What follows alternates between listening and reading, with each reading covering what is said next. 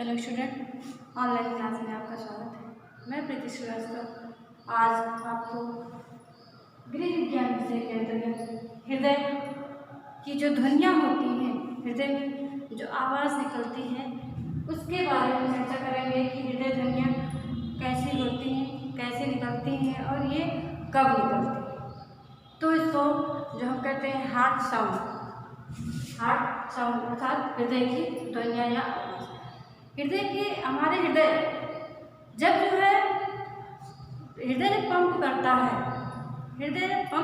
है तो जो ब्लड होता है, शुद्ध रक्त होता है, वो धमनियों के माध्यम से पूरे शरीर में फैलता है अर्थात अंगों की तरफ जाता है। और इस हृदय जो ध्वनियाँ होती हैं, गति होती है, इनको जानने के लिए जो हमारे चिकित्सक होते हैं अर्थात जो डॉक्टर होते हैं, वो एक मशीन होती है जिसके माध्यम से देखते हैं कि जो हृदय धड़क रहा है या नहीं है, उसकी आवाज़ से पता लगाते हैं। तो उस मशीन को या उस उपकरण को क्या कहते हैं?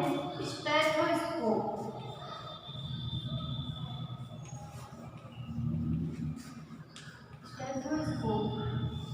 ये क्या करती है? हमारे हृदय ध्वनियों को जो है वो बताती है कि आपके हृदय में आपकी जो हार्ट है वो धड़क रहा है अर्थात पंप कर रहा है कि नहीं, उसमें आवाज़ आ रही है कि नहीं। जो हमारे इसी के द्वारा हम हृदय ध्वनि को सुनते हैं। प्रथम जो हृदय ध्वनि होती है, जो पहली आवाज़ आती है, उसको कहते हैं लब की आवाज़ आती है। ये जो है आपके जो निलय होता है, निलय में संकुचन होता है। जब निलय संकुचित होता है तभी हृदय से रक्त जो है क्या होता है, वो बाहर निकलता है। तो संकुचन के समय जो आवाज़ आती है उसी को कहते हैं लब। ये पहली आवाज़ होती है। दो आवाज़ निकलती है, लब और डब। और जब हमारा निलय शिथिल होता है, जब हमारे निलय में शिथिलन पड़ता है तो ये डब की आवाज़ आती है। लब और डब ये दो ध्वनियाँ होती रहती हैं, इसी को ही हम क्या कहते हैं? हृदय ध्वनि कहते हैं। ये हमारे स्टेथोस्कोप उपकरण के द्वारा सुनी जाती है और इसके द्वारा ही ये जो है इसके द्वारा ही हम हृदय की ध्वनि को जानते हैं। जब हमारा निलय संकुचित होता है तो जो हमारे द्विबलन और त्रिबलन कपाट पाए जाते हैं, जब वो बंद होते हैं तो ये लब की आवाज़ सुनाई देती है। और जब निलय शिथिल होता है तो जो हमारे अर्धचंद्राकार कपाट होते हैं, जब वो बंद होते हैं तब ये डब की आवाज़ सुनाई देती है। इस प्रकार से हृदय में संकुचन और शिथिलन के समय लब और डब की आवाज़ सुनाई देती है। जो त्रिबलन द्विबलन कपाट होता है क्या करता है कि हमारे जो अलिंद होते हैं, अलिंद से रक्त जब निलय में आता है तो क्या करते हैं, वो कपाट बंद हो जाते हैं, जिससे निलय का रक्त अलिंद में जा नहीं पाता है या जाने से रोकता है। तो इसी तरीके से इसके कपाटों के बंद होने से लब की आवाज़ आती है। और जब निलय शिथिल होता है, आपका ढीला पड़ जाता है, तब ये डब की आवाज़ आती है, जो कि अर्धचंद्राकार कपाट के बंद होने पर। इसके बाद हम जानते हैं नब्ज क्या होता है। नाड़ी, जैसे बहुत पहले के जो पुराने समय में लोग क्या करते थे, नब्ज से ही, नाड़ी से ही पता लगा लेते थे कि व्यक्ति स्वस्थ है या अस्वस्थ है।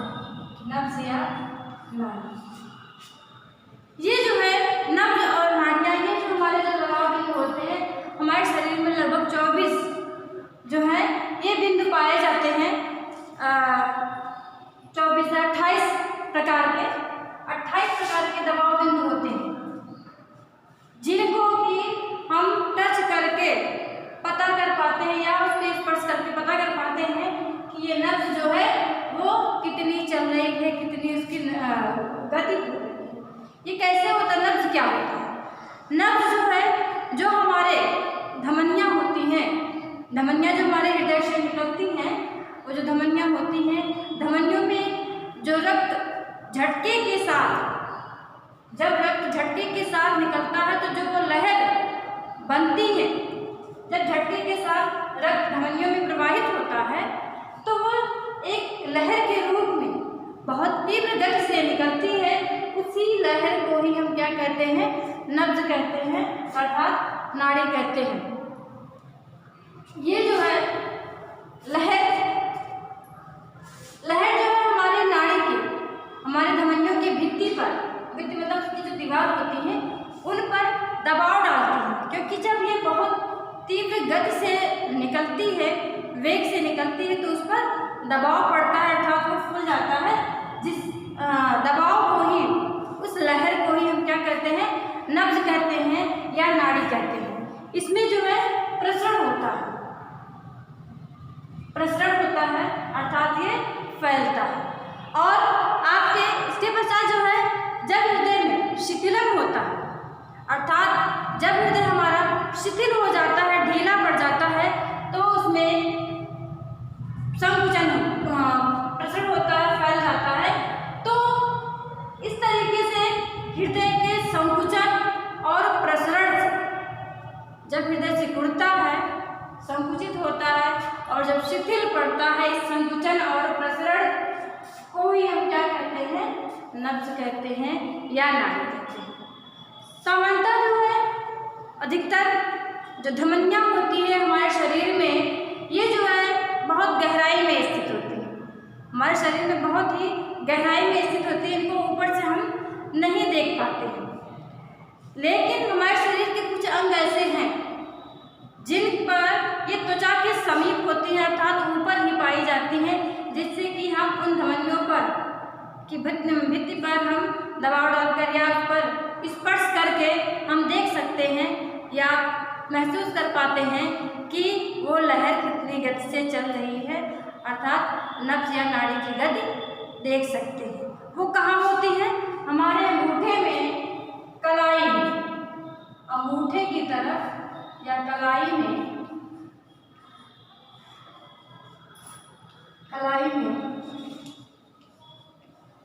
अंगूठे की तरफ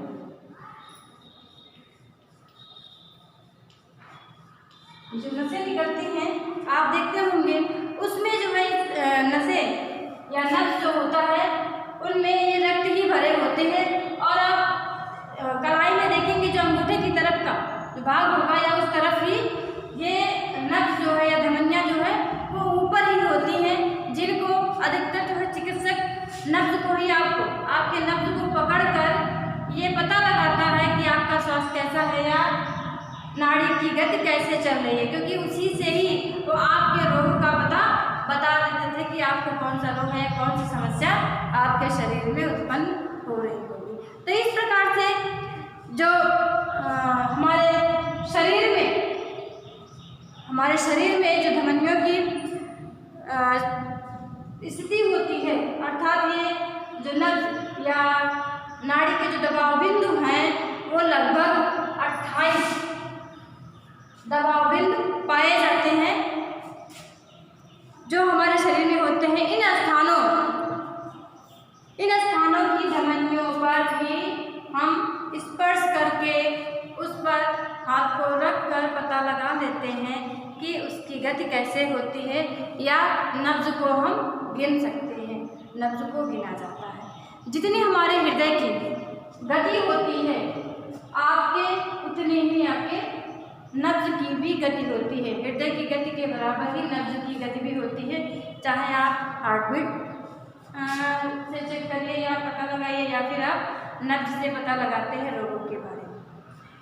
विभिन्न जो है आयु वर्ग के, क्योंकि आपको पहले भी बताया गया जो हृदय की गति होती है वो हर व्यक्ति की एक समान नहीं होती। एक बच्चे की जो हृदय गति होती है वो अलग होती है, एक बड़े की अलग होती है, बूढ़े की अलग होती है। अर्थात एक बच्चे की, एक शिशु की जो हृदय गति होती है वो अधिक होती है, वो जल्दी जल्दी अपने जो हृदय स्पंदन होता है, उसका दिल जो है हृदय वो 1 मिनट में कई बार धड़कता है, अर्थात उसकी जो गति होती है वो ज़्यादा होती है। जबकि एक वयस्क व्यक्ति की मध्यम में होती है और एक वृद्ध जो पुरुष होते हैं उनमें, पुरुष या महिलाएं होती हैं, उनमें जो हार्ट बीट होती है अर्थात हृदय की गति होती है वो कम होती है। तो जैसे हृदय की गति विभिन्न आयु वर्ग के व्यक्तियों की अलग अलग होती है, ऐसे नब्ज की भी गति विभिन्न आयु वर्ग के व्यक्तियों की अलग अलग होती है, जिसको हम एक तालिका के माध्यम से आपको बताएंगे। आपके हृदय स्पंदन दर,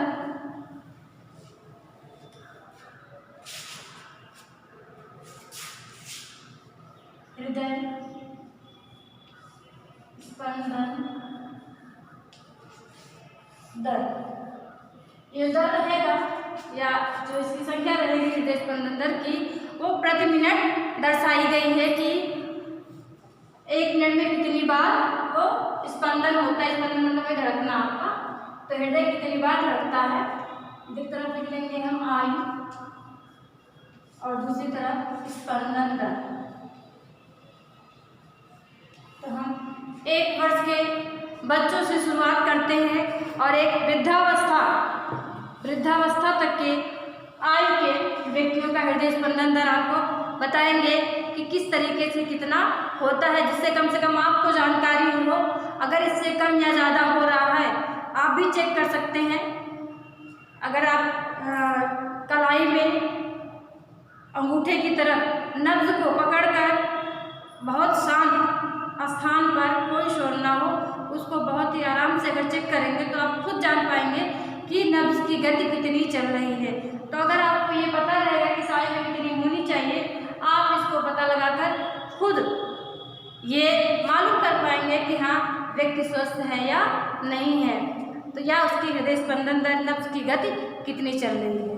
तो 1 वर्ष के जो आयु है, 1 वर्ष का जो बच्चा होता है उसकी हृदय स्पंदन दर कितनी होती है? 120 बार प्रति मिनट, 120 प्रति मिनट स्पंदन दर। यहाँ से लिखते हैं।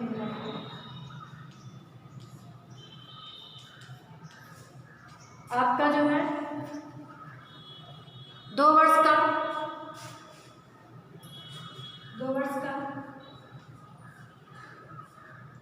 110 और आपके 3 से 6 वर्ष के आयु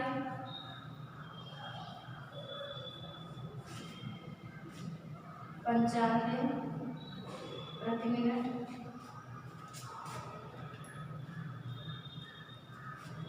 7 से 13 वर्ष 80 से आपके 90 प्रति मिनट, 80 से 90 प्रति मिनट। फिर आपका 14 से 17 वर्ष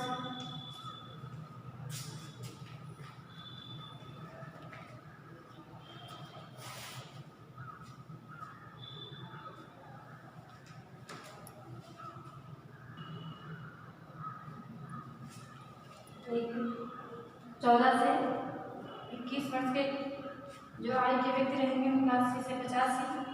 फिर आपका एक वयस्क का 70 से 80 प्रति मिनट की गति है। फिर एक प्रौढ़ावस्था मतलब आपके 35 से ऊपर के व्यक्ति रहेंगे। प्रौढ़ावस्था में 65 से 75 और एक वृद्धावस्था की आयु के जो व्यक्ति रहेंगे उनका 60 से 70। इस तरह से हम देख सकते हैं कि जो 1 वर्ष की आयु का जो व्यक्ति रहेगा या बच्चा जिसको मान लेते हैं उसका 120 बार, अगर हम देखते हैं 1 मिनट में टाइम देखते रहे, 1 मिनट में 120 बार हृदय स्पंदन दर होना चाहिए। एक स्वस्थ व्यक्ति के बारे में इतना है। अगर कम या ज़्यादा होता है तो वही क्या होता है कि कोई समस्या आपके शरीर में होती है, यह व्यक्ति स्वस्थ नहीं होगा। 2 वर्ष की आयु का जो बच्चा रहेगा उसका 110 मतलब कि उससे कम 120 से कम होना चाहिए। 1 मिनट में 110 बार हृदय स्पंदन दर या आपकी नब्ज की गति जो होती है वो इतनी होनी चाहिए। 3 से 6 वर्ष का जो बच्चा रहेगा, बालक रहेगा या बालिका, उसका 95 के आसपास। 1-2 इधर उधर हो सकता है, लेकिन बहुत ज़्यादा अगर डिफरेंट रहता है तो वो समस्या उत्पन्न हो सकती है। फिर 7 से 13 वर्ष की जो आयु है उनका 80 से 90 हृदय स्पंदन दर होना चाहिए। 14 से 21 जो वर्ष के आयु के बच्चे होते हैं या व्यक्ति हैं उनका 80 से 85 हार्ट बीट होना चाहिए, इसी के बीच होना चाहिए। और एक वयस्क मतलब 21 वर्ष के बाद के जो व्यक्ति होते हैं उनका 70 से 80 हार्ट बीट होना चाहिए, या हृदय स्पंदन दर होना चाहिए। प्रौढ़ावस्था मतलब कि आपका लगभग 35 से 40 वर्ष की जो अवस्था के ऊपर के व्यक्ति रहेंगे, उस अवस्था के व्यक्ति का 65 से 75 बार इसके बीच होना चाहिए हृदय स्पंदन दर। और जो वृद्धावस्था एक वृद्ध व्यक्ति का बहुत कम होता है, अर्थात 60 से 70 बार ही उनका हृदय स्पंदन दर होता है। अगर यदि बहुत ज़्यादा होता है तो लोग क्या कहते हैं, जी हाँ, हम आगे बात इसी के बारे में बताएंगे कि उसको क्या होता है, ब्लड प्रेशर।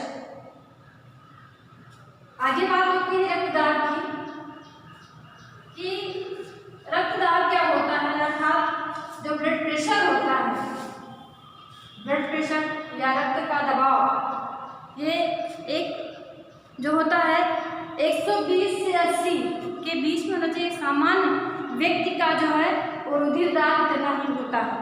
तो आगे बात रुधिर दाब की करते हैं। अभी तो हृदय स्पंदन दर के बारे में और नाड़ी के बारे में आपसे चर्चा हुई।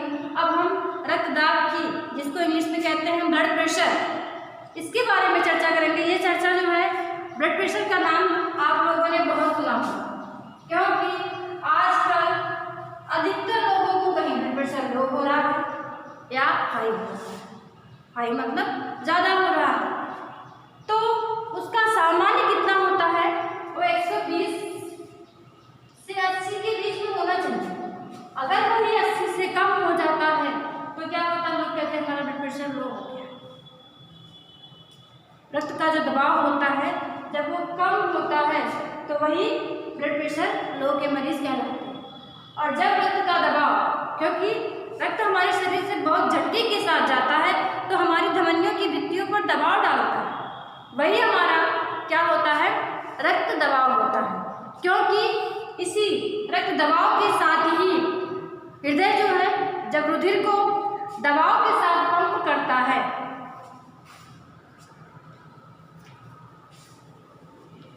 बात कर लेते हैं रक्त दाब या रुधिर दाब, या इसमें हम कर देते हैं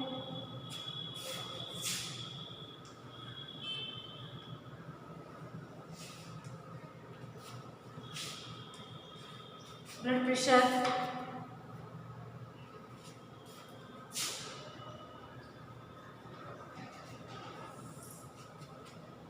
ब्लड प्रेशर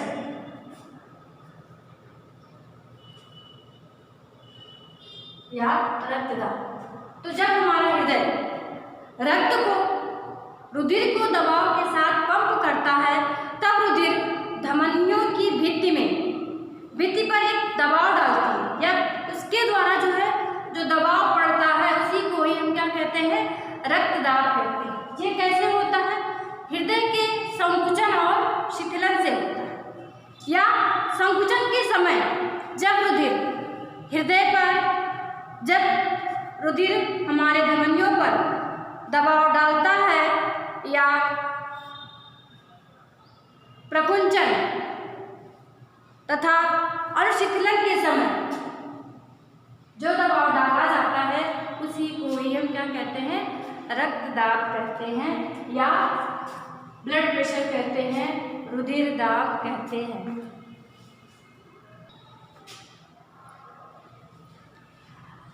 जब हृदय रुधिर को दबाव के साथ पंप करता है तो रुधिर द्वारा धमनियों की भित्ति पर या इसकी दीवार पर जो डाला गया दबाव होता है उसी को हम क्या कहते हैं, रुधिर दाब कहते हैं, रक्तदाब कहते हैं या ब्लड प्रेशर कहते हैं। क्योंकि ये झटके के साथ ही जाता है और जब झटके के साथ हमारी नस में, हमारी धमनियों में ये प्रवाहित होता है तो उस पर प्रेशर पड़ता है, दबाव पड़ता है, तो उसी को हम क्या कहते हैं, रक्तदाब कहते हैं। तो जो संकुचन के समय, क्योंकि हृदय में संकुचन और प्रसरण होता है, शिथिलन होता है, जो संकुचन के समय दबाव पड़ता है उसको हम कहते हैं प्रकुंचन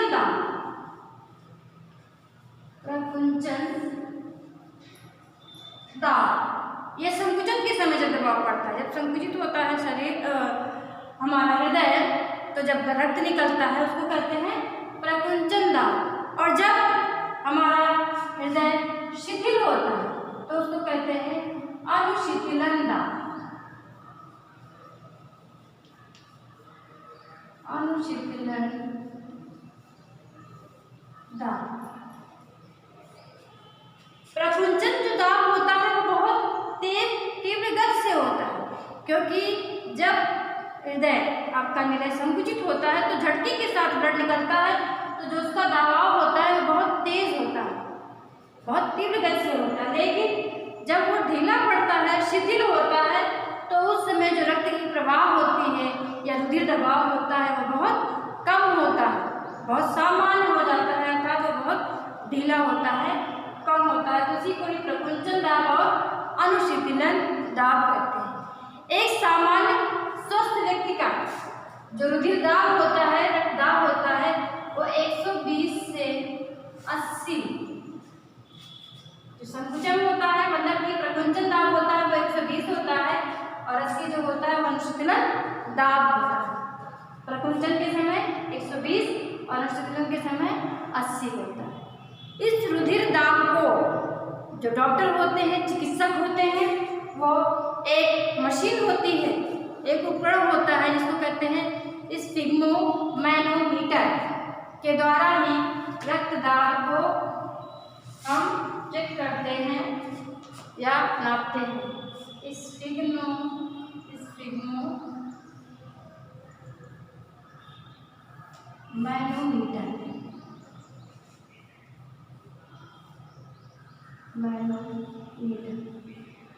यह ऐसा उपकरण होता है जो कि हमारे ब्लड प्रेशर को नापता है, बताता है कि आपका जो रक्त दबाव है या रक्तदाब है, रुधिर दाब है, वो हाई है या लो।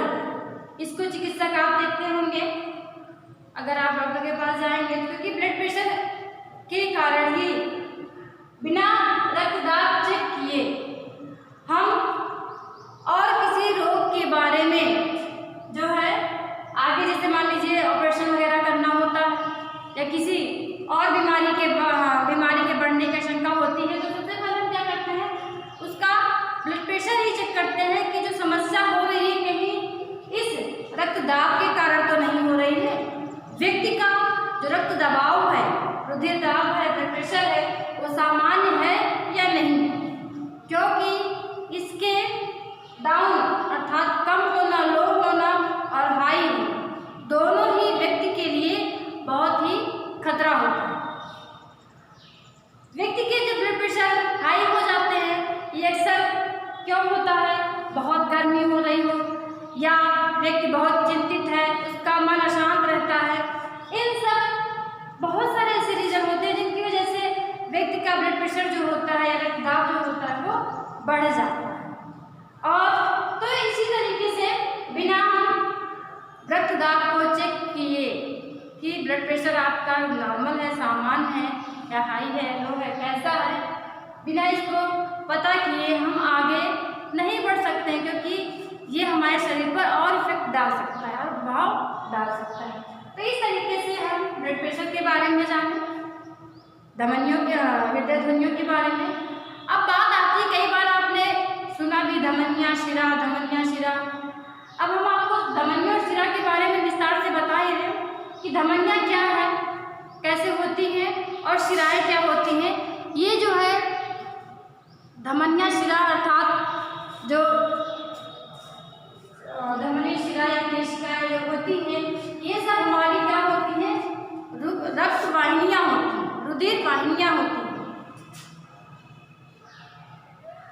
रुधिर वाहिनी अर्थात रक्त को ले जाने वाली नलिकाएं।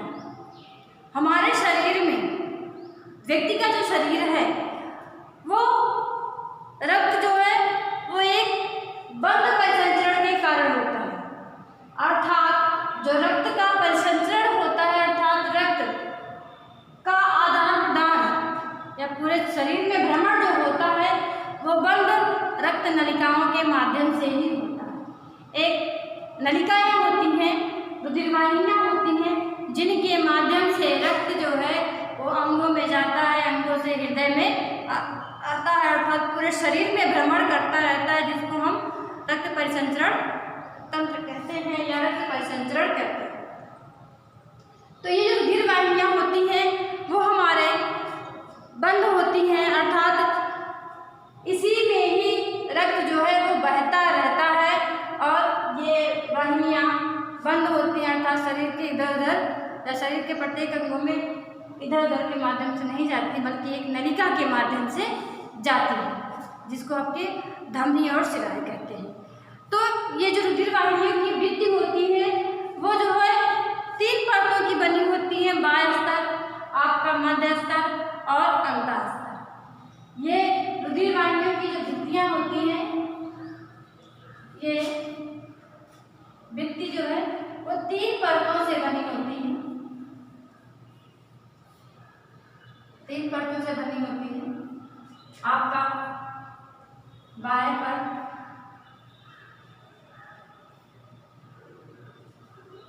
मध्य पर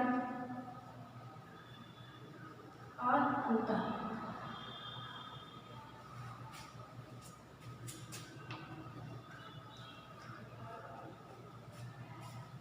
पर्तियाँ कर देते हैं या स्तर बोल देते हैं, पर्तियाँ स्तर जो भी है। तो जो ये बाह्य पर्तियाँ स्तर होती है रुधिर वाहिनियों की, ये हमारे संयोजी ऊतक से बनी होती हैं, अर्थात ये जोड़ने का कार्य करती है। तो बाह्य स्तर जो है वो क्योंकि हमारे अन्य अंगों से जोड़ती हुई आगे बढ़ती है, तो बाह्य जो परत होता है वो आपके संयोजी ऊतकों से बनी होती है, जिसको ट्यूनिका एक्सटर्ना भी कहते हैं। बाह्य परत को ट्यूनिका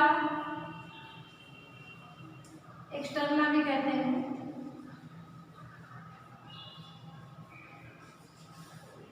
ये संयोजी ऊतक से बनी होती है। जो मध्य परत होता है वो आपके आरेखिक पेशियों से बनकर बनी होती हैं, जिनका क्या कार्य होता है, वो निरंतर कार्य करती रहती है, कभी रुकती और कभी थकती नहीं है।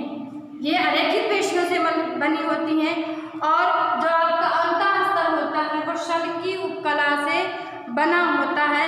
ये सबसे भीतरी परत होता है, ये जो है आपका सबसे भीतरी परत होता है, जिससे कि रक्त जो है उससे संपर्क में रहता है अंतः स्तर से। ये हमारे शल्की उपकला से बना होता है। इस प्रकार से हमारे जो रुधिर वाहिनियाँ होती हैं उनकी दीवारें या रुधिर वाहिनियाँ जो है इस 3 स्तर से मिलकर बनती हैं, जिसमें कि रक्त बहता रहता है, परिसंचरित होता रहता है। अब ये वाहिनियाँ कितने प्रकार की होती हैं? हमारे शरीर में जो रुधिर वाहिनियाँ हैं, रक्त वाहिनियाँ हैं, वो मुख्यतः 3 प्रकार की होती हैं, जिनके माध्यम से रक्त जो है हृदय से अंगों में जाता है और अंगों से आपके हृदय में आता है। वो आपके धमनी, पहली रक्त वाहिनी है, शिरा, धमनी, शिराएँ और तीसरी है केशिका। इसको ध्यान दीजिएगा, कोशिका नहीं है ये, केशिका।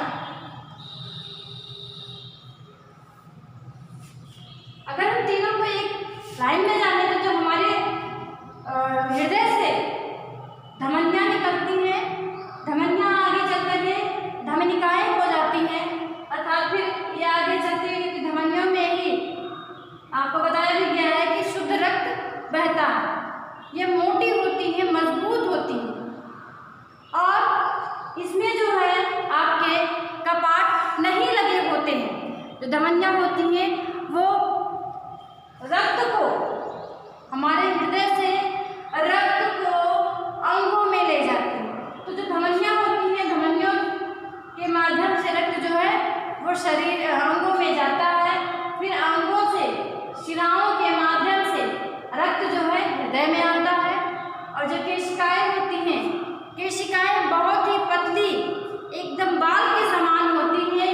ये हमारे धमनियों से जो निकली हुई पतली पतली केशिकाएँ होती हैं, ये हमारे रक्त को हमारे मांसपेशियों तक, हमारे प्रत्येक अंगों तक ये भी पहुंचाने का कार्य करती हैं। इस प्रकार से धमनी, शिरा और केशिका, शिराओं में शिराएँ क्या करती हैं, अशुद्ध रक्त को हृदय में लाती हैं, जिसमें कि फेफड़ों के माध्यम से रक्त शुद्ध होकर फिर धमनियों के माध्यम से कहाँ जाता है, शरीर के प्रत्येक अंगों में। ये क्रियाएं जो है रक्त का जाना और आना, ये हमेशा निरंतर चलता रहता है। तो जो धमनियाँ होती हैं, पहले हम धमनियों के बारे में जानते हैं।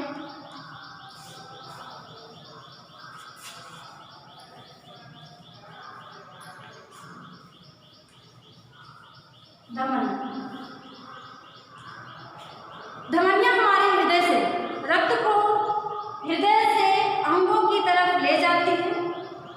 इनकी जो भित्ति होती है या धमनियाँ जो होती हैं वो बहुत मोटी होती हैं और लचीली होती है। धमनियों की जो भित्ति होती है वो मोटी होती है और लचीली होती है और इससे जो रक्त निकलता है, क्योंकि ये हृदय से जब निलय संकुचित होता है तो बहुत ही झटके के साथ धमनियों में प्रवाहित होता है। इसलिए जो धमनियों में रक्त बहता है वो बहुत ही दबाव से, अर्थात तीव्र गति से, वेग से बहता रहता है। इसमें कोई कपाट नहीं पाया जाता, धमनियों में कोई कपाट नहीं पाया जाता है। रक्त बहुत ही वेग से बहता है और इसमें सकरी बहुत पतली गुहा होती है और इसमें जो रक्त होता है, कौन सा रक्त होता है, शुद्ध रक्त, क्योंकि धमनियों में शुद्ध रक्त होता है। और ये रक्त को हृदय से अंगों में ले जाते हैं। शुद्ध रक्त होता है, इसलिए जो इसका रक्त का रंग होता है वो गहरा लाल होता है।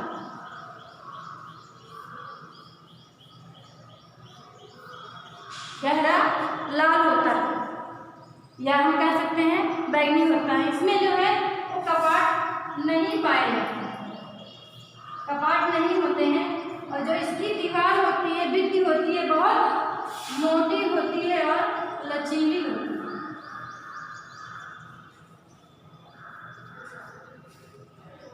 धमनियाँ जो है, क्योंकि ये हृदय से निलय के माध्यम से रक्त को अंगों की तरफ ले जाती हैं और ये बहुत ही वेग से, तीव्र गति से रक्त को अंगों की तरफ लेके जाती है।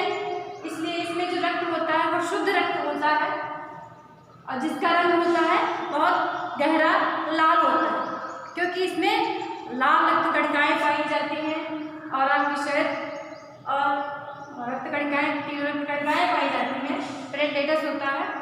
तो जिसके कारण शुद्ध रक्त जो होता है उसका रंग ही गहरा लाल होता है और ये बहुत, तो इसकी दीवार मोटी लचीली होती है, इसमें कपाट नहीं होते, क्योंकि जो कपाट का कार्य होता है वो जो है हमारे रक्त को एक ही दिशा में ले जाते हैं, अर्थात ये वापस आने नहीं देते। तो धमनियों में देखिए कपाट नहीं पाए जाते, इसमें रक्त का आदान प्रदान होता रहता है, अर्थात ये रक्त को वेग के साथ अंगों की तरफ ले जाती है और धमनियों से बहुत छोटी छोटी शाखाएं निकलती हैं जिनको हम कहते हैं धमनिका। धमनिका, बहुत पतली पतली शाखाएं निकलती हैं, उसी को हम क्या कहते हैं, धमनिका कहते हैं। तो ये जो है इसी धमनियों से ही हम क्या करते हैं, नब्ज की गति भी चेक करते हैं, क्योंकि इसमें जो रक्त होता है जब दबाव पड़ता है उससे हमारे नब्ज की गति या नाड़ी की गति जो है वो मालूम होती है। तो ये हमारी धमनियाँ होती हैं जिसके बारे में आपको बताया गया। अब आप लोग को मालूम हो गया होगा कि धमनियाँ क्या हैं, ये क्या कार्य करती हैं और ये कैसी होती है, इनकी संरचना कैसी होती है, सब आपको। अब इसके बाद हम दूसरी रुधिर वाहिनी के बारे में बात करते हैं, शिराओं के बारे में।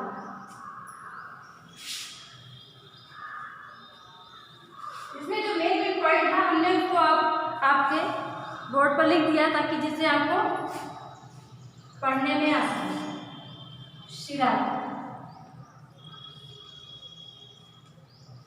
शिराएं बताया गया आपको, ये क्या करती हैं, ये बिल्कुल धमनियों की अपोजिट होती हैं, अर्थात उल्टे होती हैं।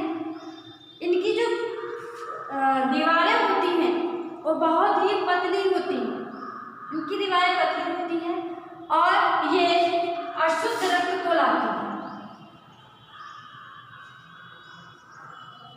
अशुद्ध रक्त को अंगों से हृदय की तरफ लाती हैं। जबकि धमनियाँ क्या करती हैं, रक्त को हृदय से अंगों की तरफ ले जाती हैं, लेकिन ये क्या करती हैं, जो हमारे अंग में अशुद्ध रक्त होते हैं। अब आप समझेंगे कि अशुद्ध रक्त कहाँ से आ जाता है, तो कहीं से बाहर से आता नहीं है अशुद्ध रक्त, क्योंकि हमारा शरीर एक मशीन की तरह कार्य करता रहता है। तो जब कार्य करता है, हम जब भोजन ग्रहण करते हैं उसमें जो कुछ अपशिष्ट पदार्थ हो जाते हैं, तो उन सब विकृतियों से हमारे जो रक्त होता है वो अशुद्ध हो जाता है, क्योंकि जब भी हम कार्य करेंगे तो वो कार्बन छोड़ता है और आपके बहुत सारे ऐसे बैक्टीरिया होते हैं या जो हमारे कोशिकाएं होती हैं वो जो नष्ट हो जाती हैं, बहुत सारे ऐसे विकार हो जाते हैं। जब वो रक्त में मिल जाते हैं तो वही क्या होते हैं, अशुद्ध हो जाते हैं, वही अशुद्ध हो जाते हैं। तो उसी रक्त को ही ये शिरा क्या करती है, अंगों से वापस ले आती है, शुद्ध होने के लिए आपके हृदय में लाती है। तो शिराएं क्या करती हैं, ये बहुत पतली पतली होती हैं और ये अशुद्ध रक्त को अंगों से हृदय की तरफ लाती है, अंगों से हृदय की तरफ आती है। और इसमें जो रक्त का दबाव होता है वो बहुत तीव्र नहीं होता, बल्कि बहुत ही मध्यम गति से होता है, बहुत ही मध्यम गति से एक तरफ होता है। इसमें जो है आपकी शिराओं में बीच बीच में कपाट लगे होते हैं, बीच बीच में कपाट लगे होते हैं, जिनके माध्यम से जो अशुद्ध रक्त होता है वो वापस नहीं जा पाता। जैसे हम ये शिराओं के माध्यम से जब रक्त अशुद्ध रक्त अंगों से आता है हृदय की तरफ, तो ये वापस फिर हृदय में अंगों में नहीं जा पाता है, क्योंकि ये कपाट जो है फिर वो बंद हो जाते हैं, लगे रहते हैं, जिनके माध्यम से रक्त जो है एक ही दिशा में वो बहता रहता है। और जो इसकी जो अस्तर होता है वो क्या होता है, बहुत ही पतला होता है, शिराएं बहुत पतली होती हैं और इसकी जो गुहा होती है, अर्थात जो इसमें शिराओं में जो खाली स्थान होता है, बीच का जो भाग होता है वो बहुत ही चौड़ा होता है। और ये जो है शिराएं अशुद्ध रक्त को हमारे हृदय में लाने का कार्य करती हैं और इस तरीके से हमारे रक्त परिसंचरण के कार्य को पूरा भी करती हैं। ये हमारे रक्तवाहिनियों की या दूसरी रक्तवाहिनियाँ हैं। और तीसरी रक्तवाहिनियों के बारे में बात करते हैं, या तीसरी नलिकाओं के विषय में बात करते हैं, जो होती है केशिका।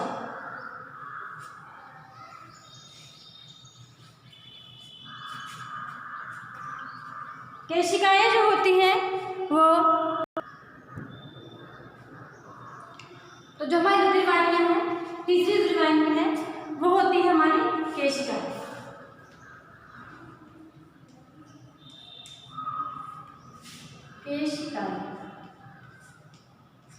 केशिकाओं का मुख्य कार्य क्या होता है, ये धमनियों और शिराओं को क्योंकि जो हमारी हृदय होता है, हृदय से जब रक्त निकलता है तो धमनियों के माध्यम से वही आगे पहुँच कर अंगों में जब जाता है तो ये केशिकाएं क्या करती हैं, बीच में धमनियों और शिराओं को जोड़ने का कार्य करती है। बहुत पतली होती हैं और जाल सा बनाई रहती हैं। तो इनका जो कार्य होता है वो धमनी और शिरा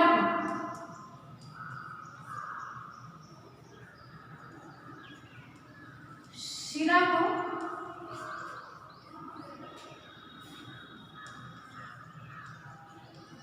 जोड़ने का कार्य करती हैं।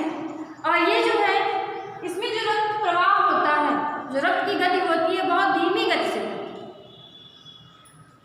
केशिकाओं में जो रक्त होता है वो धीमी गति से होती है, क्योंकि ये जो धमनियाँ होती हैं जब आगे बढ़ती हैं तो जो महीन शाखाएं होती हैं वो धमनिकाएं हो जाती हैं। उन्हीं धमनिकाओं से फिर ये केशिकाएं बनती हैं। कई केशिकाएं ये ऊतक में पहुँचती हैं तो ये केशिकाएं बन जाती हैं। और कई केशिकाएं परस्पर मिलकर क्या करती हैं, शिराकाओं का निर्माण करती हैं। और यही शिराकाएं किसका निर्माण कर देती है, फिर शिरा का निर्माण करती हैं। अर्थात एक ही नली जो है वो पूरे शरीर में घूमती है और अन्य लोगों नाम से वो ज्ञात हो जाती है। तो शिराकाओं का निर्माण करती है। जब कई केशिकाएं मिलती हैं तो शिराकाएं बना देती हैं। और ये शिराकाएं जो है वो किसका निर्माण कर देती हैं, फिर शिराओं का निर्माण, शिराओं का अर्थात शिरा का निर्माण करती हैं। तो ये जो केशिकाएं होती हैं वो हमारे जो अंतःस्तर हैं, रक्तवाहिनियों की जो अंतःस्तर जिनको एंडोथेलियम कहते हैं, एंडोथेलियम